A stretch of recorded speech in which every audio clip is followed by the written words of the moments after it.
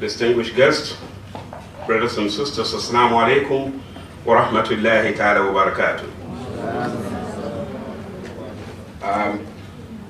This is the second time I have had I'm having the opportunity to introduce my brother and Professor Dr. Tariq Ramadan. The last time I introduced him, I said he's the durian of scholars. Anyone who knows what durian is, you either like it or hate it. And in scholarship, if people have been reading about Tariq Ramadan in the papers and in other journals and others, you will realize what I'm talking about. Professor Tariq Ramadan is Professor of Contemporary Studies at the Oxford University, the Oriental Institute, St. Anthony's College, and he also teaches at the Oxford Faculty of Theology. He's a visiting professor at the Faculty of Islamic Studies, Qatar, and the University of Malaysia, Paris, and a senior fellow at Doshisha University, Kyoto, Japan. He's also the director of the Research Center of Islamic Legislation and Ethics, KAIL, with which we have a collaboration in Doha, Qatar. He holds an MA in Philosophy and French Literature and PhD in Arabic and Islamic Studies from the University of Geneva. In Cairo, Egypt, he received one-on-one intensive training in classical Islamic scholarship from Al-Azhar University scholars, a Jazat in 7 disciplines. Through his writings and lectures, Tariq has contributed to the debate on the issues of Muslims in the West and Islamic revival in the Muslim world.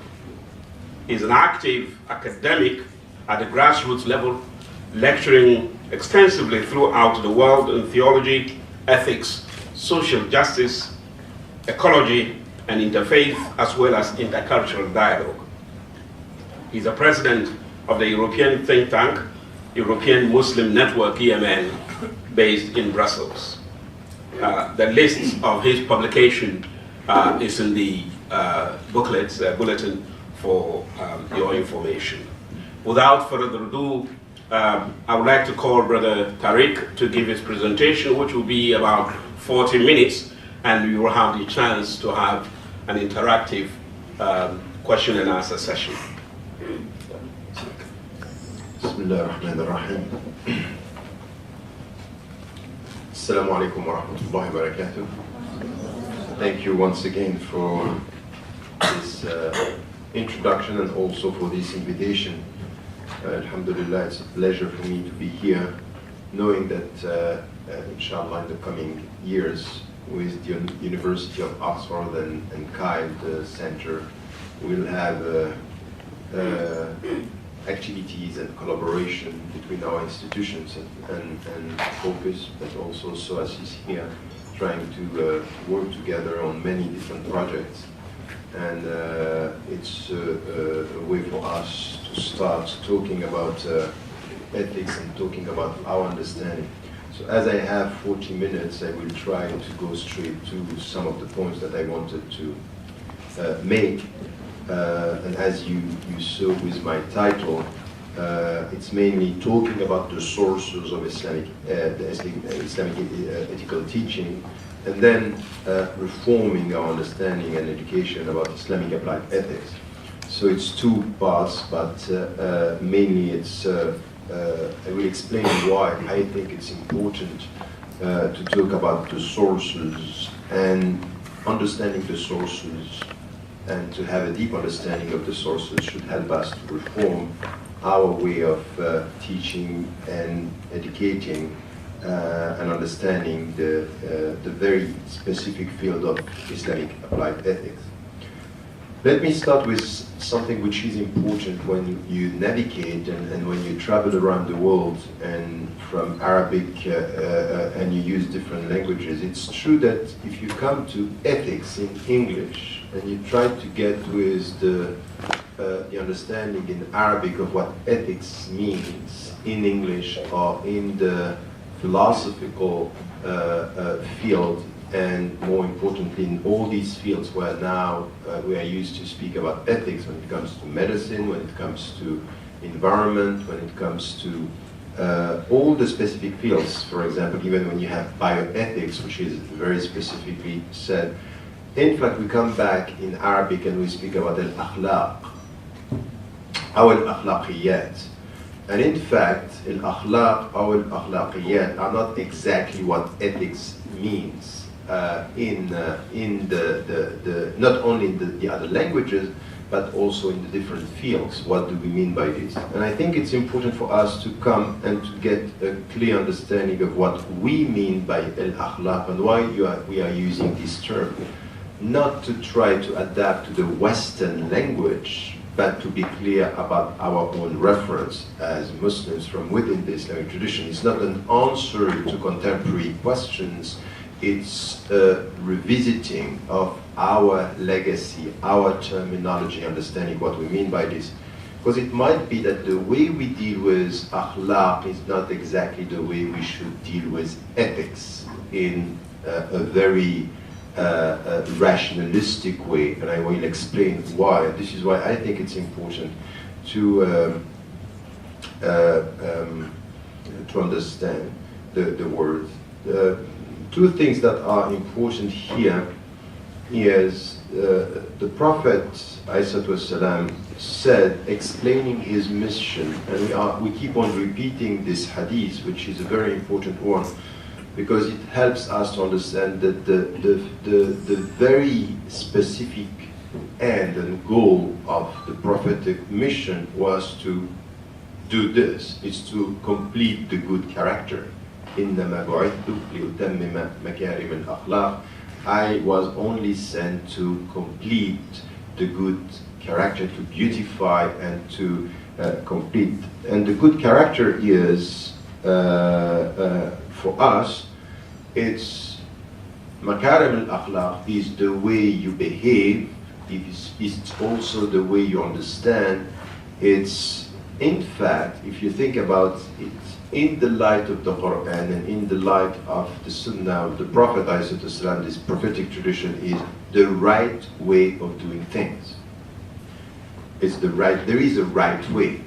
So it's not only understanding the limits, it's not only understanding the goals, is to use the right means to achieve the right goals, the right way of doing things.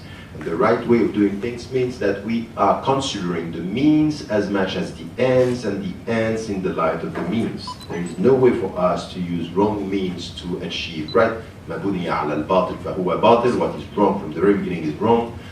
So I think that the relationship here straight from the beginning is the source is coming from God, the example is the Prophet ﷺ, the means should be right and the goal should be right. So in akhlaq here, it's all together considering the source, understanding the means, and never forgetting the goals and the ends. So this is what it's meant when we speak about the good character, the good behavior, what it means to do something right in this life.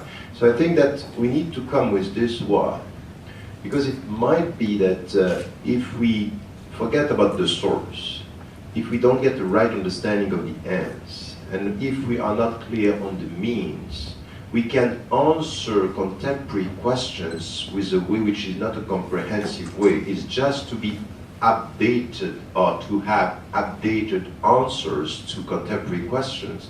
But we have to be careful, because sometimes the problem is not the answer, the problem is the way the question is put in ethical terms. And from an Islamic perspective, you'll see that when we come to apply Islamic ethics, not only we have to deal with the way questions are, answers should be given, but questions are put in very specific field.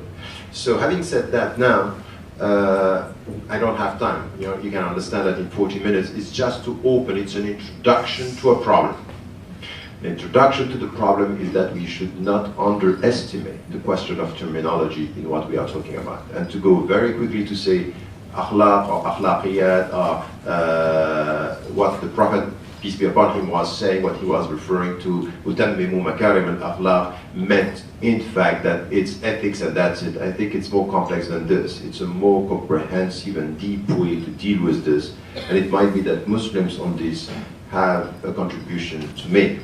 Second thing which it's important for us, having said this and getting this comprehensive approach, it's from terminology we need to deal with the sources.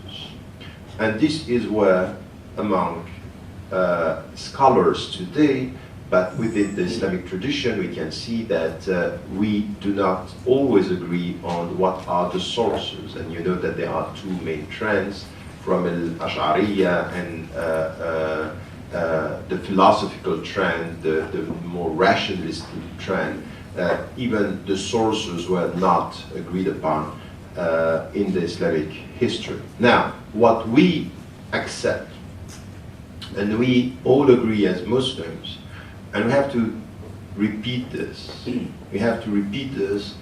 is because it's also a way for us to deal with the comprehensive approach which is needed. The first source, of course, is the Quran al-Karim. And the Quran al-Karim is a source, meaning that in fact, as Muslims, what we think is that the revelations and the last revelations are bringing us something which cannot be reached by reason only. And this is where, في المنقذ من الضلال, Abu Hamid al-Ghazali, when he is dealing with this, he's quite clear about three things. The first is that, yes, we can go through the experience of doubting, we can go through the experience of reasoning, but reason and doubt will be solved as a problem in the light of the revelation. And between revelation and our rationality, there is an act of faith that this is coming from God. So the fact that you rely on reason and the fact that you are accepting doubt, the way you solve the problem of doubt is not by rational means only.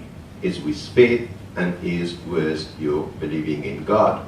And once again, in our contemporary world, with the questions and the way they are put, this source of faith as being central in the way we deal with the problem and the comprehensive approach, it's important.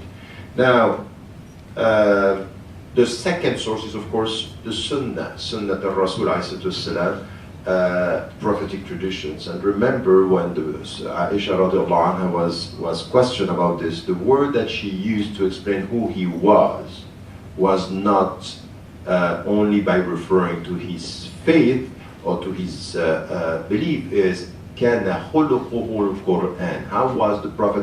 خُلُقُهُ, once again, is the good character. In fact, he was the embodiment of the principles referring to the source and dealing with the world. كَانَ خُلُقُهُ الْقُرْآنِ means his source was the Quran. His understanding was his light, and his way of behaving was in this world. So all what I said about the definition is there. And I think it's important, is the good character is behaving, understanding in the light of the last revelation. And the third source, which is also important, that we have everywhere in our tradition, with the first fuqaha, what I call them ulama al-nusus, and I'm very specific with this. Why I call the fuqaha or al-usuliyun ulama al-nusus, it's because in fact there are other ways of being alim. إِنَّمَا يَخْشَى اللَّهَ مِنْ عِبَادِهِ الْعُلَمَاء, the reference to the verse of the Quran is not meant here only with the people who read the book. The Quran is the people who understand the world. So the third source is in fact the universe, Sunnatullah. So what is Sunnatullah? It could be Sunan al-Kawniyya, which is things that are clear-cut. As much as we have in the Quran qat'iyyat, verses that are not disputable. Verses that are, when you listen to this verse, you don't talk about them, you don't try to, they are clear in meaning and clear as to their source. Al-Qat'iyyat, for example, Aqimus Salah, there is no discussion about the fact that we have to pray. When you deal with the universe, we have exactly the same. Sunan al-Kawniyya is, these are immutable references. You have to deal with them the way they are. For example, something which is implicit in anything that you have to deal with. Why do you have in the Quran qisas al-Quran? The stories in the Quran that you have about some people is always showing you that to change people you need time.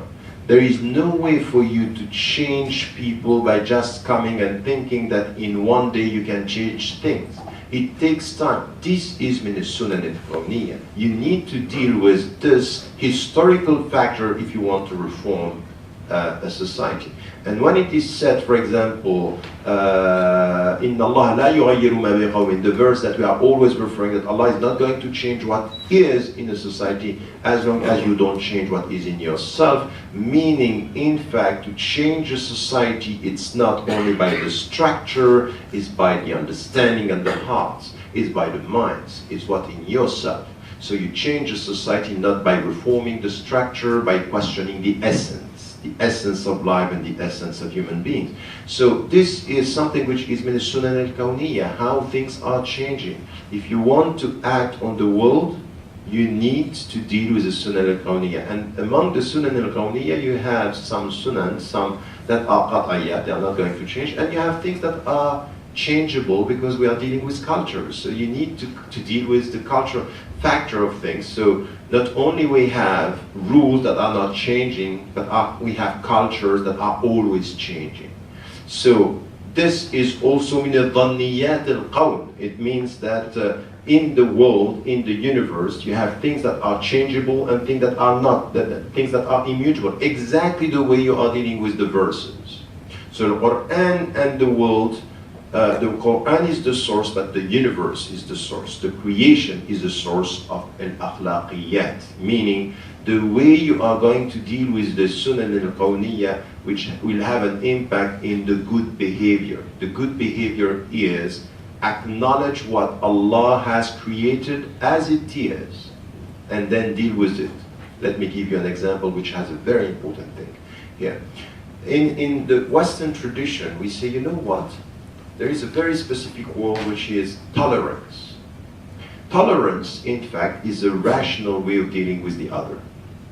I'm tolerating you means I tolerate your presence because my rationality is teaching me that there is a diversity and I have to be respectful. Min as-sunan al-kawniyya, if you understand this, in Islam, tolerance is not enough. Tolerance is giving to your mind much more than what the text is telling you. Because Allah is saying in the Quran, وَلَوْ شَاءَ اللَّهُ لَجَعَلَكُمْ أُمَّةً وَاحِدَةً. If God has wanted, He would have made you one community. And He's saying to the Prophet, ﷺ, وَلَوْ شَاءَ رَبُّكَ لَآمَنَ مَنْ فِي الْأَرْضِ كُلُّهُمْ جَمِيعًا. If your Lord, if your educator would have willed, all the people in the world would have believed. You can't impose it to people to believe. More than that, وَلَوْلَا دَفْعُ اللَّهِ النَّاسَ بَعْضَهُمْ بِبَعْضٍ لَفَسَدَتِ الْأَرْضِ. If there were not a set of people against a set of people, the earth would have been corrupt. Listen to this verse. These verses are coming from Allah, and they are telling us diversity is not a choice. Diversity is a fact. And if you deal with the fact, you don't start to tolerate, you respect. You respect the will of God. And you respect the will of God mean exactly what we are referring to when we come to Surah Al-Hujurat, when it is said, وَجَعَلْنَاكُمْ شُعُوبًا وَقَبَائِلَ لِتَعَارَفُوا. The first is to respect, and the second thing that you have to do with this respect is to know the other. The way you deal with diversity is respect and knowledge. This is a fact. This is not something that you can think about, oh, I'm tolerating, suffering the presence of the other. So look at this. This is something which is deep. Tolerance is not an Islamic concept if we are getting the concept literally. In fact, we have to go beyond by saying tolerance is not enough. Tolerance is the first step of our rational understanding. Our deep and spiritual understanding of diversity is respect is the starting point. Anyone who is not respecting diversity or only tolerating is not getting the very essence of the Sunan al-Kawniyya. Allah is telling us, this is a fact because this is what you need to be good Muslim. In fact, diversity is a necessity of your faith. So you can see here that in philosophical terms, what we had in the 18th, the Enlightenment coming with toleration, you can talk about toleration when you talk to power, but when you come from God, you don't talk to power. You impose onto power the respect of diversity. You don't talk to power to be respected. You remind power that they have to respect the fact. So I think here that it's important. You can see the implication of this when it comes to our contribution to the world today. How do we deal with diversity and pluralism? In ethics of pluralism, it's also something that we have to provide the world with, and we should be much more involved in this discussion when it comes to this. So, universe is a source, and this once again came from the very old tradition, 11th century, with Abu Hamid al-Ghazali again. And you will see that what was humanism and Reformation in the West came in the 15th century, and this was a very important point. In fact, the way the humanists were challenging the Roman Catholic Church as being the only religious power was by saying this: the world is a book. And the world is a book. It's something which was said in the 15th century. You find it in the 12th century in the Islamic tradition. That Al-Kitab al-Manshur, which is the deployed book, and this is something, if you come to our understanding, in fact, never Al-Quran was presented and understood in the Islamic tradition as verses world, but ayat here and there, science in the world, science in the universe. These are two books that are talking to one another. And you have qat'iyat here, qat'iyat there. Dhanniyat here, dhanniyat there. Rules here and rules there. And you need to get the two sources, in fact the three main sources. First, of course, Al-Quran, As-Sunnah, and then, of course, the world. Adding to this, that if the world is a source and the text is a source, in order to read the text, the two texts, you have one fourth source, is reason. Reason is the source.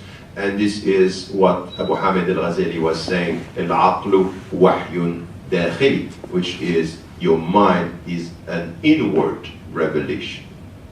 And you have to trust your mind if your mind is dealing in the light of the revelation. So this mistrusting science, mistrusting knowledge is something that is alien to our tradition, because it's a source of akhlaqiyat as well. Now, if you come to the third thing, and you can understand that these are the fundamentals, and if you want to reform, you have to be clear on the fundamentals, terminology, and then sources. Now there is something which also has to do with, okay, from the terminology and the sources, what we are talking about is the knowledge. How do we deal with this knowledge? And to get the knowledge is to question the methodology. How do we deal with the sources?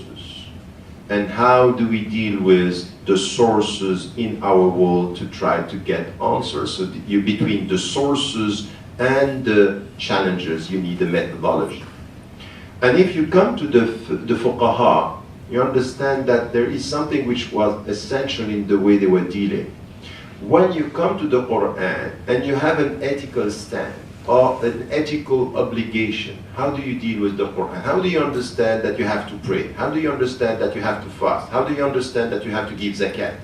So to do this, they were saying, look, there is no obligation in the Quran which is not rationally understandable, is what they were saying. It's not irrational.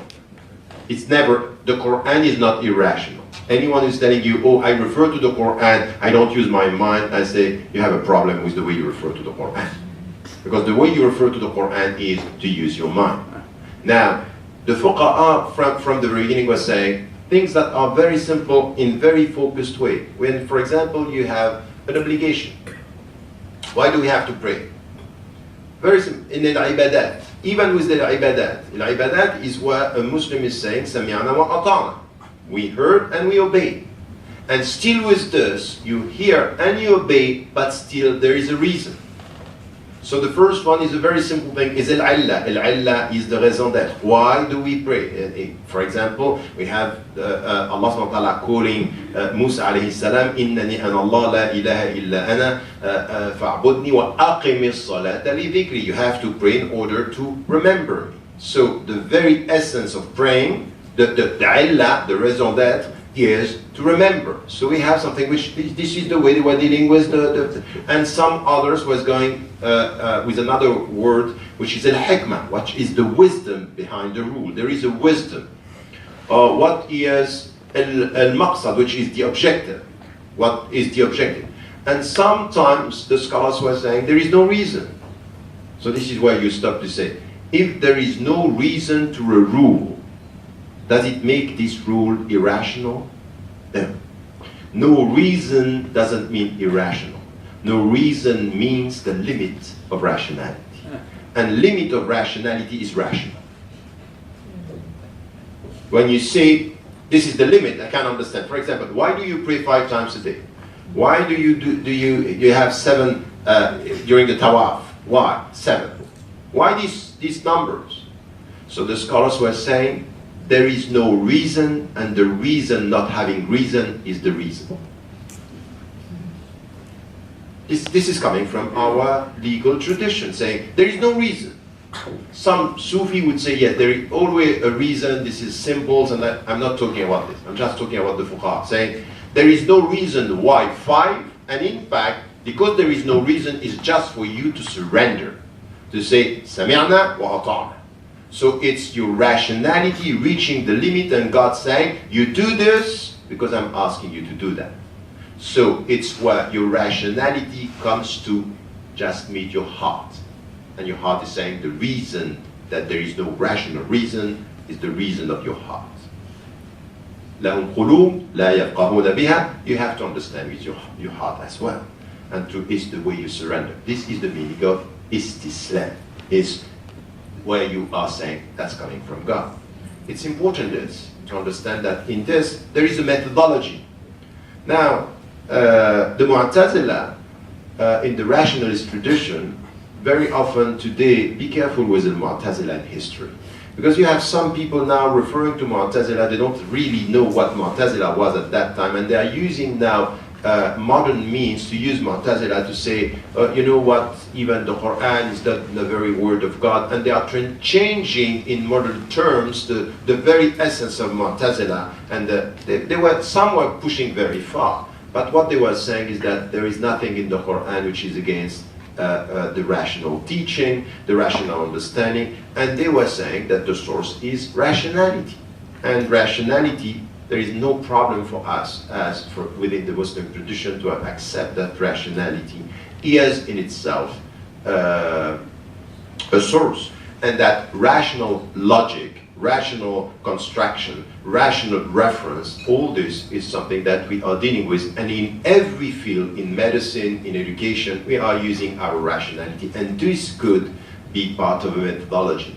In fact, the methodologies are always the product of your object of study.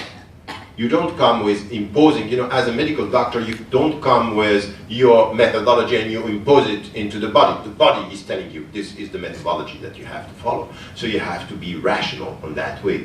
The body is telling you the way you have to act. Nature, environment is telling you the way you have to. Allah is sending you the methodology through a sunan al-kawniyah. Sunnah, you have to take from this. So the same, when you deal with the Quran, you need to know the language, you need to know the semantic, you need to know the grammar. The world has a grammar, the world has a semantic, the world has a logic. You have to take the methodology from here. So this is rational. Rational. This is, you have to extract this. So al-Usuliyun, they were very rational in the way they were extracting. Al-Shafi'i, Ja'far ibn Sadiq, all this tradition, they were rational in the way they were extracting. So there is a rational take here. And then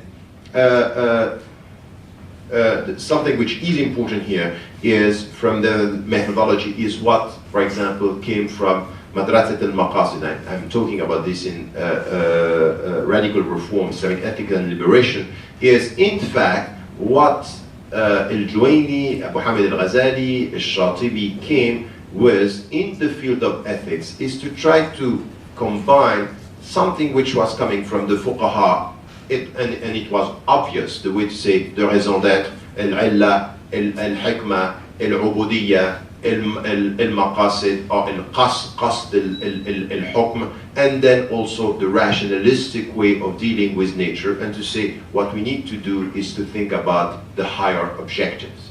What are the higher, and to put this as a school, but in fact it's to synthesize the whole dimension that we find between the rationalist in philosophical terms and the fuqaha in the legal terms, and to come with this and say this is what we have to promote. So we need a methodology, and the methodology today that is going to be very efficient, and this is why we are coming back to revisit all this tradition of the maqasid. It's important. Now, with all this, these are the fundamentals. And that's all fine. We can say, okay, that's fine. Let us start with this. You can agree or not, but at least this is the framework.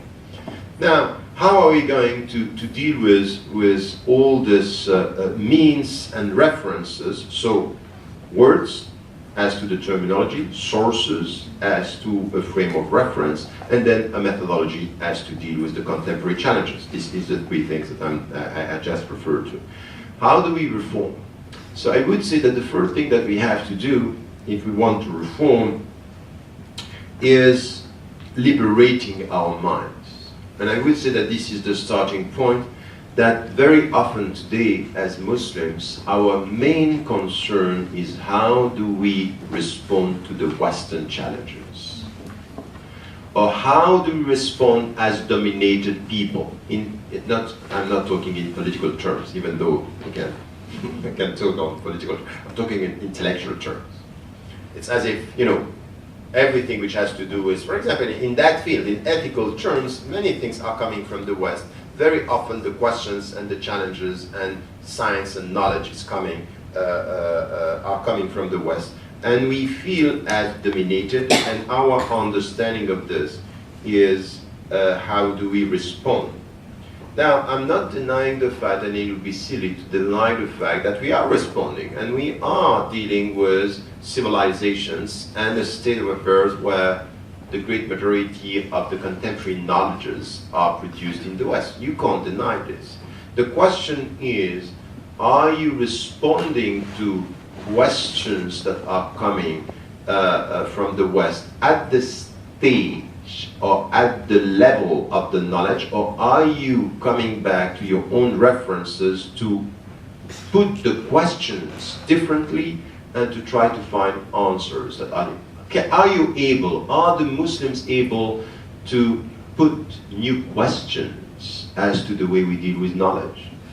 Because in the deconstructive, the deconstructivist and what we have within academia, ask yourself, and it's a very important, what we know coming from our religion, be careful. La ilaha illallah means, in fact, from the very beginning, that you have a comprehensive understanding of what are the challenges. You have to get an access somewhere.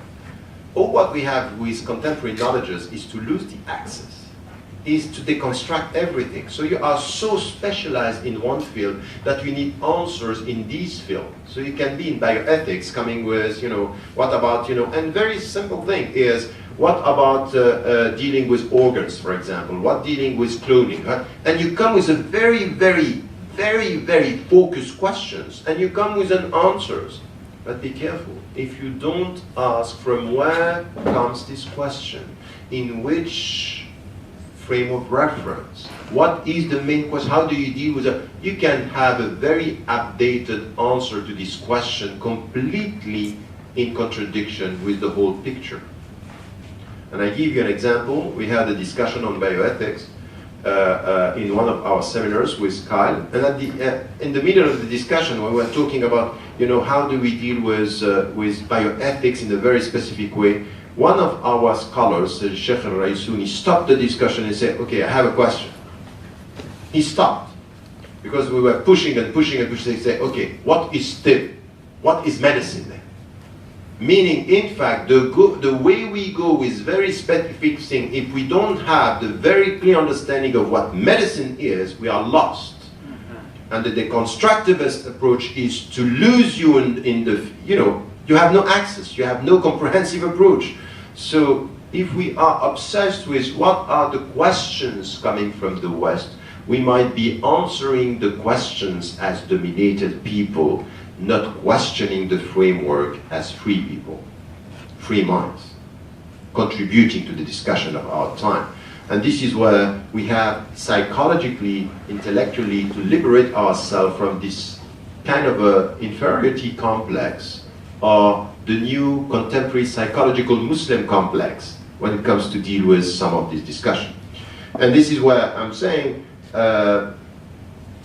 we need to also, from liberating our psychology in the way we deal with the problem, is how we can produce something which is a comprehensive approach, while it doesn't mean that by being comprehensive we are not specialized. And this is the balanced approach which is important in everything.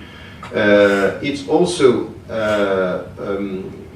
we need to get with a new understanding, a new approach of our, the way we read the text.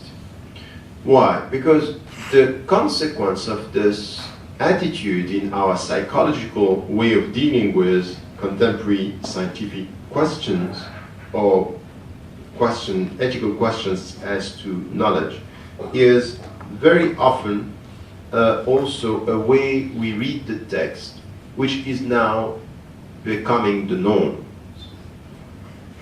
is to come back to, as we cannot challenge the questions, as we don't provide people with a comprehensive approach, we end up thinking about our text in a way which is dealing with rules that are protecting us from the whole discussion. So we are